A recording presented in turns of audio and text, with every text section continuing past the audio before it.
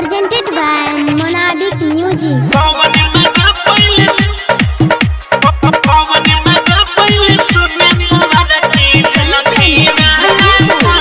Singing by Gaurav Thakur. पकड़ाई गेलही दिन दोपहर कांड कोइले छौड़ी बारा गरबार कथी करे रही बोल गे पकड़ाई गेलही दिन दोपहर कांड कोइले छौड़ी बारा गरबार बैठल रही ओकरा कोरा में कौन मजा पहले सुने पता रखी जुलफी वाला छौरा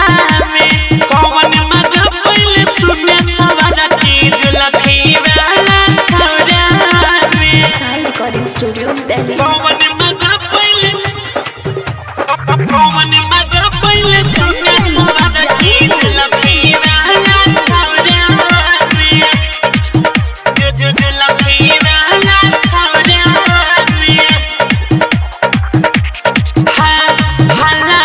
तोरे नाम के पहिना पूरा गम में छी बदनाम के केले तू छौड़िया ऐसन काम गे करले शादी अब भलाई जवान गे बोल त बर तुहारी लगइयो सुन हल्ला मुहल्ला में छौ तोरे नाम के पहिना सगरे तू छी बदनाम के केले तू छौड़िया ऐसन काम गे करले शादी अब भलाई जवान गे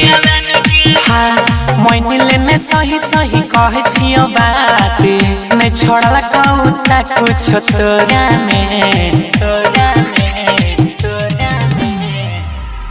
कौन मजा पहले सुने पता रखी जुलफी वाला छौरा में कौन मजा पहले सुने सवा रखी जुलफी वाला छौरा में कौन मजा पहले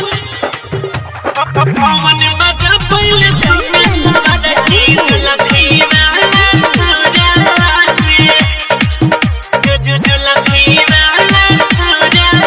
में साई रिकॉर्डिंग स्टूडियो दिल्ली। करई छही पाप वाला करम गे नस कर देबे तू सबके धर्म गे माई बाबू के तू पगड़ी बचावे सुधारे रहन नहीं हुए बेशरम गे आदत सुधार ले